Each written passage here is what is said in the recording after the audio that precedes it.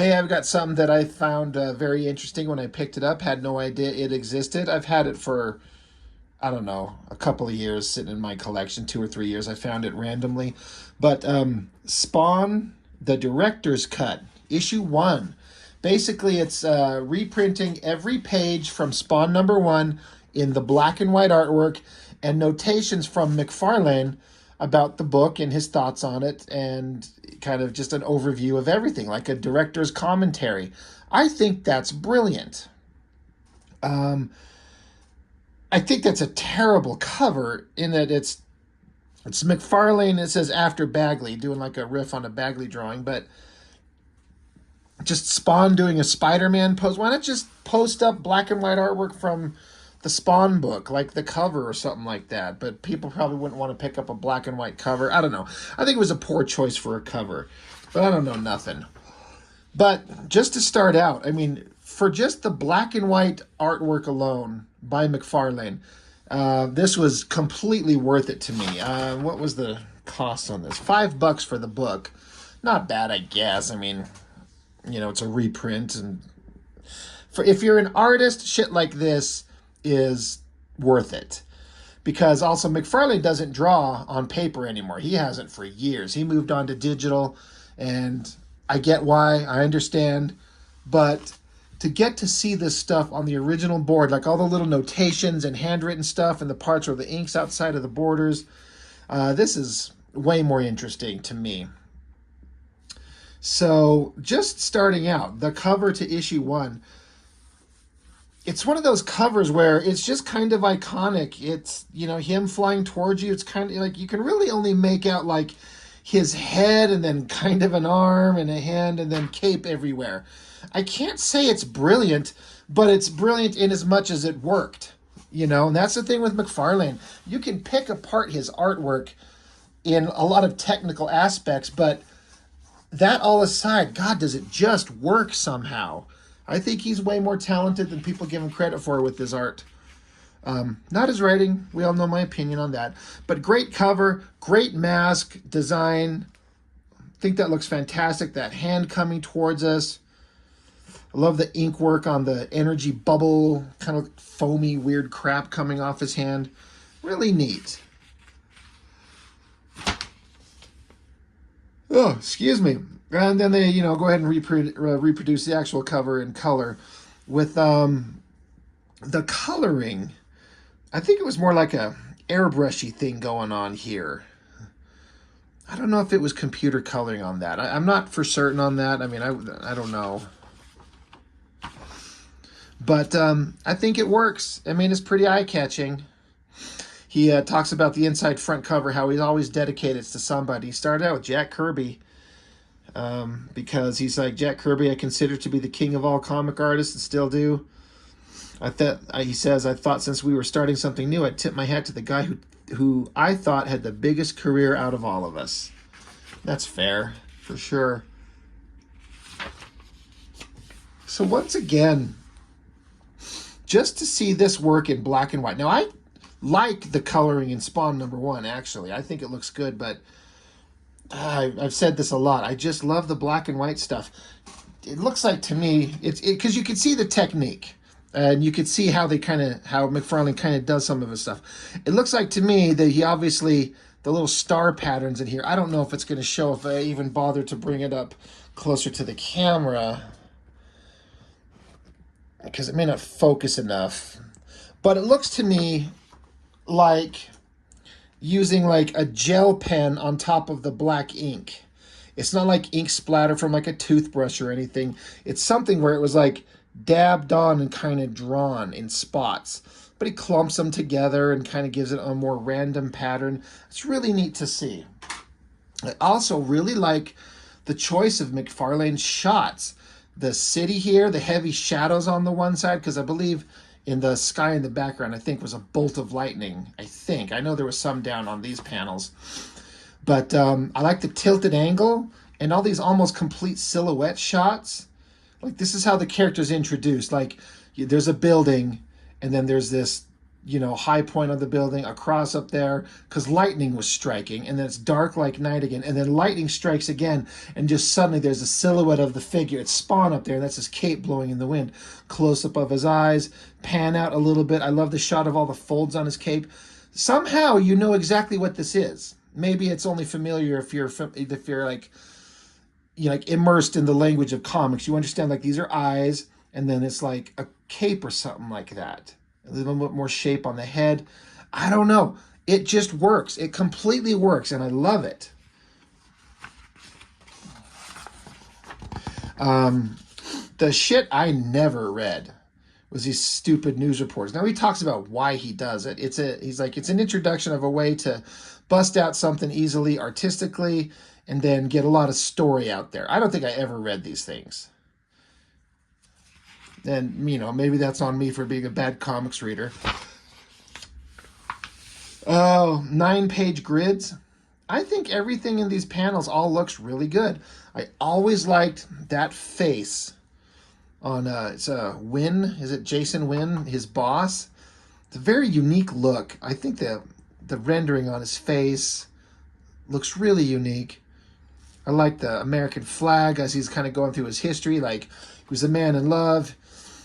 He's a soldier. He served his country. He gets blown away by Chapel. It's interesting that there's a skull here, and Chapel ends up being the one who killed him. I'm sure they did not have that worked out at this early point, but it just works out because Chapel's got a skull painted on his face.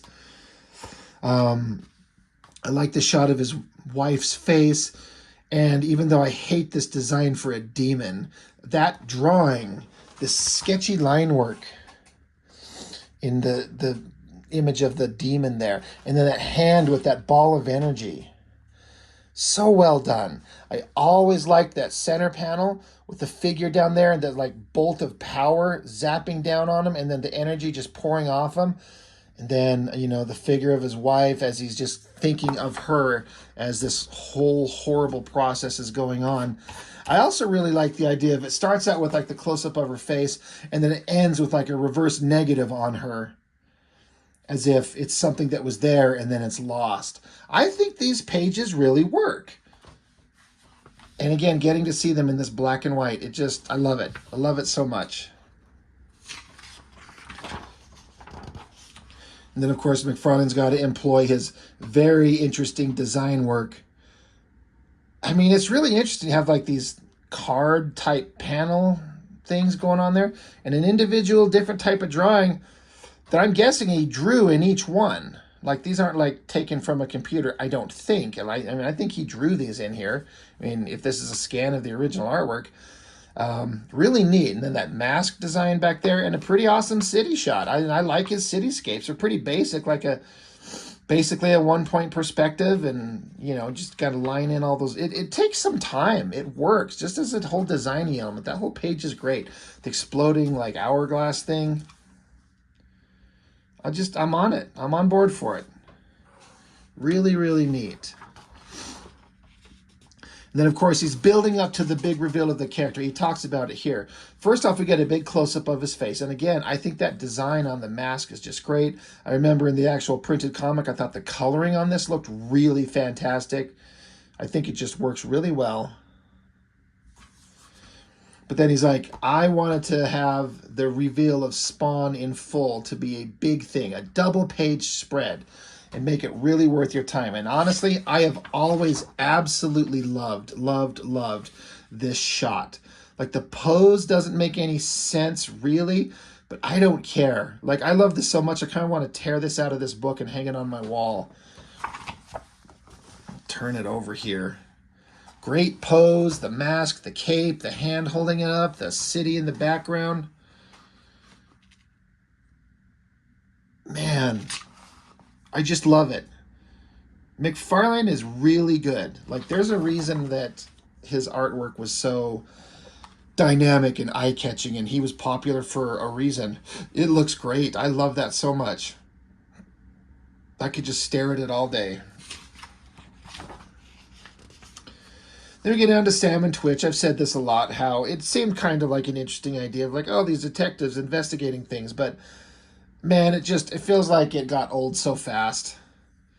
I always like this city shot. And seeing it in black and white, again, just inking, like ruling out all these buildings, straight lines, and putting all the little lights on the city shot there. Really well done. Love this shot, this very black, almost complete silhouette shape with the top of the cape highlighted in white. And these interesting line work choices to do this building kind of shot in the background. I wonder if it's almost supposed to indicate like motion and movement as he's dropping down into this building. Or there's a bunch of scumballs attacking a lady, so Spawn's going to show up, save the day. Kind of a goofy pose. But that's okay. It's kind of hard when you need to show a bunch of people over here and your heroic character is in the foreground going towards them, but you don't want to have his back to us, especially since Spawn's got the world's biggest cape. So it would obscure everything. So you got to twist him some way towards us, but then have him still looking that way. It's fine. You know, it's a little goofy, but it's fine. Love the interesting panel borders, super skinny panels. He does that really well. McFarlane, I feel like, is able to take a tiny little panel and squeeze a lot of information into a small panel. He seems to be really good at that. Love this shot, the silhouette again, surrounded by the broken glass in the window. That shot right there. Again, Spawn, like his whole figure, everything inside the cape is dark, and then the outside of the cape is illuminated, and then maybe his hands when they reach out of his cape are illuminated. It's a really interesting visual way to show the character. Awesome little use of his power. I like this open line drawing here too. I've seen these types of drawings that McFarlane has done a lot, and sometimes it feels like the colorist doesn't know what to do with it, and it ends up looking kind of weird in color, but for some reason in black and white, it kind of just works. I think so anyway. And then, of course, it starts with Spawn crying like a little baby all the time. This, I don't know, it works to show his, like first off, it shows his nose where he wouldn't show his nose before. Like, there's no indication of a nose here. I don't mind that the character has a nose or not. It's irrelevant, but it's like he doesn't have it there, but then suddenly it shows it there, and then, like, trying to show like the mask contouring to his mouth so you can see him screaming. I mean, it reads, you know what you're seeing. It's another kind of weird thing. And then again, more McFarlane designy stuff. Maybe he wasn't quite done with the Spider-Man because he throws in all these spider web border panel things going on all through here. I think it looks neat. I always like this where he's having like images of his wife at his funeral. She's crying and then her tears fall upon his casket. And then it's like he looks back at her and like her face turns into a demon monster and then his world shatters and he comes back to the real world. That is pretty kind of psychologically interesting and well drawn, I think. I think it's really interesting. More stupid news reporters. No one cares. Not going to read that ever. Another great page. I mean, drawing feet is hard, and you think it wouldn't be. It's just about getting the shape right, just the basic shape. But I love these two little shots of his feet and the shadows on them. This shot of Spawn again. Dark figure inside the cloak, and then the outside of the cape is illuminated the way it's blowing in the non-existent breeze. It looks so damn good. And this has always been one of my favorite pages. Full drawing of him with that cape of his just billowing up everywhere, the close-up shots of his hands, and then this, like this rotting corpse of a flesh, these fingers and his eyes on either side of this finger here, composed really well. I just love that page so much. It looks so great. Well done, Mr. McFarlane. Whatever you do, you don't want to have your hero being a whining crier. Oh, there he is. This starts a big trend. Or continues, because we started on the other page. Spawn just sitting in the alleyway, just crying all the time. That is really still a good drawing with the lighting on the old gross rotting head, the teeth in the shadow. It works.